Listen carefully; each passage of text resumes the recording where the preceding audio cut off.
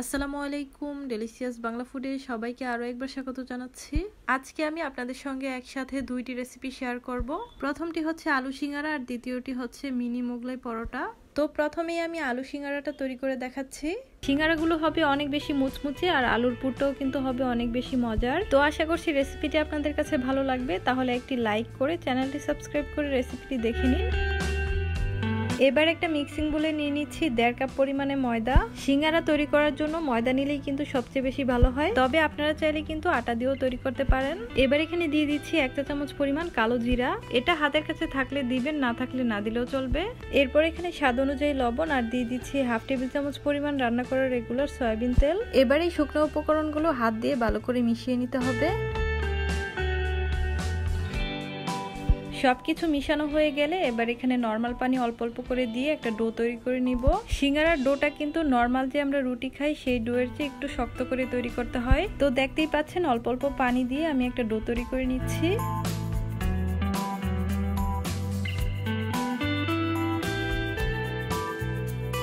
ডোটা তৈরি করে নিয়েছি। এবার এই ডোটাকে একটা ঢাকনা দিয়ে ঢেকে রেস্টে রেখে দিচ্ছি আর অন্যদিকে আলুর পুরটা রেডি করে নিচ্ছি।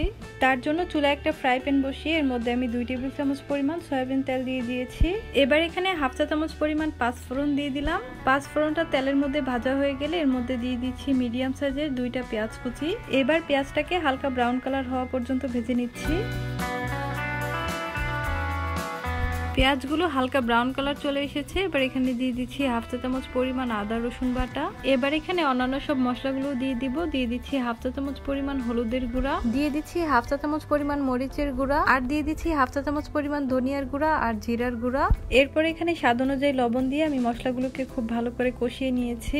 এবার এখানে দিয়ে দিচ্ছি কেটে ধুয়ে পরিষ্কার করে রাখা আলু। এখানে আমি মাঝারি সাইজের 2টা আলু ছোট ছোট কিউব করে কেটে ধুয়ে পরিষ্কার করে রেখেছিলাম, সেগুলো এখানে দিয়ে দিয়েছি। এবার মশলার সঙ্গে আলুগুলোকে খুব ভালো করে কষিয়ে নিতে হবে।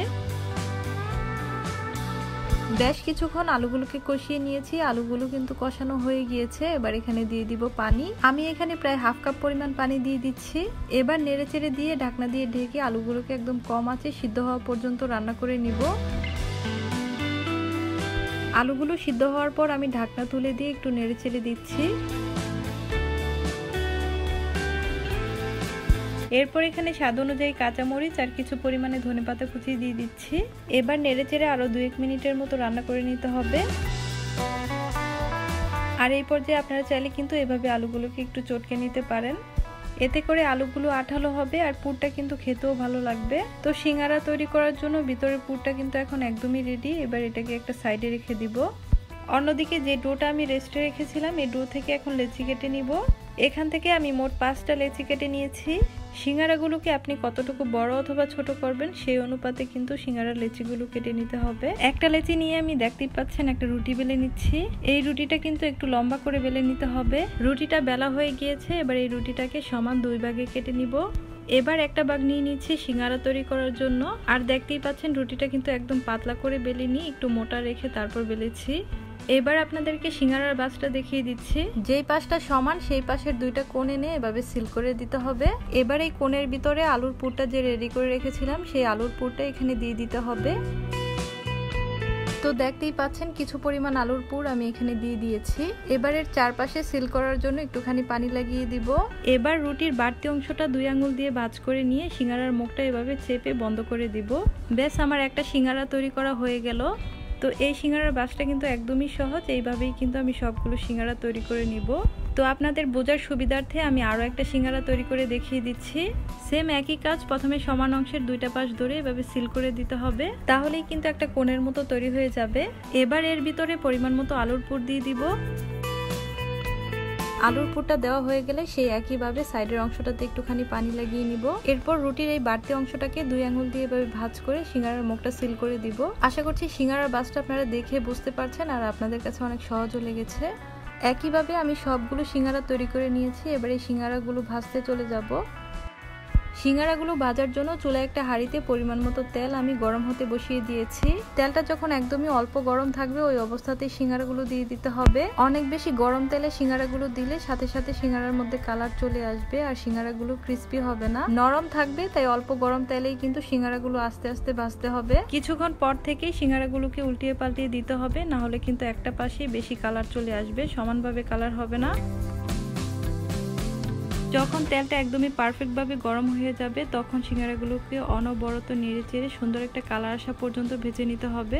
প্রায় 4-5 মিনিট সিঙ্গারাগুলোকে ভেজে নেওয়ার পর দেখতেই পাচ্ছেন সিঙ্গারার মধ্যে খুব সুন্দর একটা কালার চলে এসেছে। এবার এই সিঙ্গারাগুলোকে একটা ছাঁকনি দিয়ে তেল থেকে উঠিয়ে নিচ্ছি। তো আপনারা কিন্তু অবশ্যই বাসায় ট্রাই করবেন। এই সিঙ্গারাটা তৈরি করা কিন্তু একদমই সহজ, দেখেই তো নিলেন। আর এই তো চুলা থেকে নামিয়ে আমি সিঙ্গারাগুলো পরিবেশন করে নিয়েছি। এই সিঙ্গারাগুলো খেতে দোকানের চাইতে কোনো অংশে কম হয়নি, বরং স্বাস্থ্যকর উপায়ে বাসায় তৈরি করে খেলেই কিন্তু এটা বেশি ভালো লাগে। তো আশা করছি আমার আজকের রেসিপি আপনাদের কাছে ভালো লেগেছে। ভালো লাগলে অবশ্যই লাইক, কমেন্টস এবং বেশি বেশি শেয়ার করবেন। এবার আমি আপনাদের সঙ্গে মিনি মোগলাই পরোটাটা শেয়ার করব।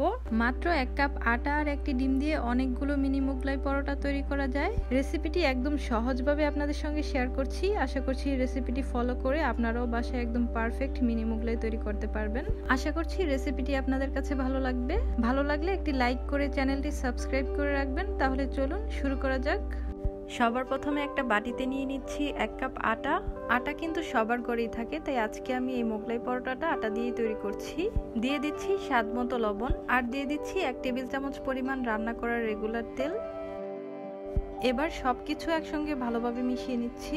আটার সঙ্গে তেলটা খুব ভালো করে ডলে মিশিয়ে নিতে হবে, এতে করে আটার যে ডোটা একদম পারফেক্ট হবে। খুব ভালোভাবে মিশিয়ে নেওয়ার পর এবার আমি নর্মাল পানি দিয়ে সফট একটা ডো তৈরি করে নিব। অল্প অল্প করে পানি দিয়ে নর্মালি আমরা যে পরোটা খাই সেই পরোটার ডোয়ের মতো করেই এই ডোটা তৈরি করে নিতে হবে। আমার ডোটা তৈরি করা হয়ে গিয়েছে। এবার দেখেই হয়তো বুঝতে পারছেন এই ডোটা কতটুকু সফট হয়েছে। এবার এই ডোয়ের উপরে সামান্য তেল দিয়ে মেখে নিচ্ছি, এতে করে ডোটা ড্রাই হয়ে যাবে না। তেলটা ভালো করে মেখে নিয়ে একটা ঢাকনা দিয়ে ঢেকে মাত্র 5 মিনিটের জন্য ডোটাকে রেস্টে রেখে দিব। 5 মিনিট পর ডোটাকে আমি আবারও 1 থেকে 1.5 মিনিটের জন্য মথে নিব, এতে করে ডোটা আরো সফট হয়ে যাবে। এবার এই ডোটাকে আমি একটু লম্বা করে বানিয়ে নিচ্ছি। লম্বা করে নেওয়া হয়ে গেলে এখান থেকে আমি ছোট ছোট লেচি কেটে নিচ্ছি। কাজটা আমি ছুরি দিয়ে করছি, আপনারা চাইলে কিন্তু হাত দিয়েও করতে পারেন। যেহেতু আমি ছোট মোগলাই তৈরি করছি তাই ছোট ছোট লেচি কেটে নিয়েছি। আপনারা চাইলে সেম প্রসেসে বড় মোগলাইও তৈরি করতে পারবেন। এবার লেচিগুলোকে আমি গোল করে নিচ্ছি। সবগুলো লেচি তৈরি করে নেওয়া হয়ে গেলে এবার আমি এগুলোকে উঠিয়ে একটা বাটিতে রেখে দিচ্ছি। আর অবশ্যই বাটিটা ঢেকে রাখতে হবে যেন উপর থেকে ড্রাই না হয়ে যায়। শুধু একটা রেখে দিয়েছি, এটাকে আমি সামান্য গোল করে নিচ্ছি। লেচিটাকে গোল করে একটা সাইডে রেখে দিয়ে একটা বাটি নিয়ে নিলাম। এবার এখানে দিয়ে দিচ্ছি 2 টেবিল চামচ পেঁয়াজ কুচি। পেঁয়াজটা একদম মিহি কুচি করে নিয়েছি। দিয়ে দিচ্ছি 1/2 টেবিল চামচ কাঁচামরিচ কুচি, ঝালটা আপনারা চাইলে কমিয়ে বাড়িয়ে দিতে পারেন। আর দিয়ে দিচ্ছি 1/2 টেবিল চামচ ধনেপাতা কুচি। এবার এখানে একটা ডিম ভেঙে নিচ্ছি। আমি যে ডিমটা নিয়েছি একটু ছোট, তাই পেঁয়াজটাও কম লাগছে।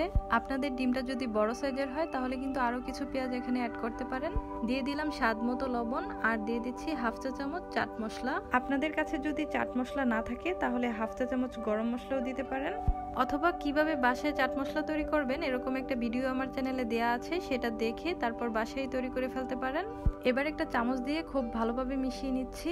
আর এই মিশ্রণটা কিন্তু ডোটা তৈরি করে নেওয়ার পরেই তৈরি করবেন। অনেক আগে তৈরি করে নিলে কিন্তু পেঁয়াজ থেকে পানি ছেড়ে দিবে, তখন এই মিশ্রণটা বেশি পাতলা হয়ে যাবে।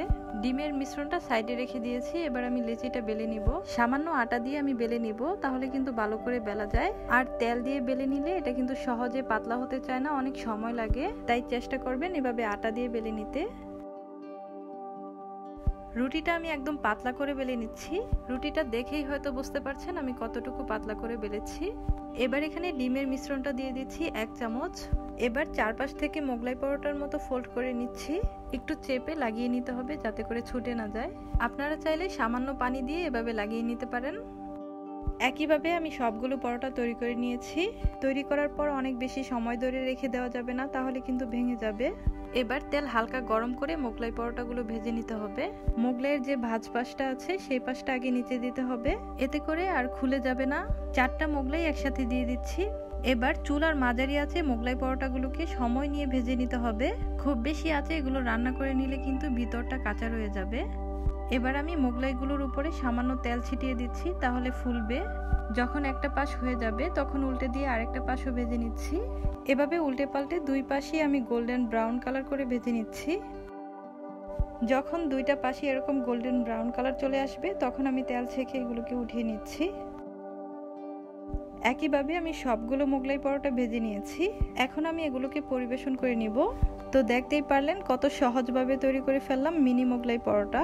আপনারা অবশ্যই বাসায় ট্রাই করে দেখবেন, আশা করছি রেসিপিটি আপনাদের কাছে ভালো লাগবে। আমি একটা মোগলাই পরোটা ভেঙে আপনাদেরকে ভিতরটাও দেখিয়ে দিচ্ছি। ভিতরটাও কিন্তু অনেক সুন্দরভাবে হয়েছে। আর এটা তৈরি করা যেমন সহজ, খেতেও কিন্তু অনেক মজা। রেসিপিটি যদি আপনাদের কাছে ভালো লাগে তাহলে অবশ্যই লাইক করে চ্যানেলটি সাবস্ক্রাইব করে রাখবেন আর রেসিপিটি শেয়ার করে দিবেন ফ্যামিলি এবং ফ্রেন্ডসদের সাথে। আজকে এখানেই বিদায় নিচ্ছি। আল্লাহ হাফেজ।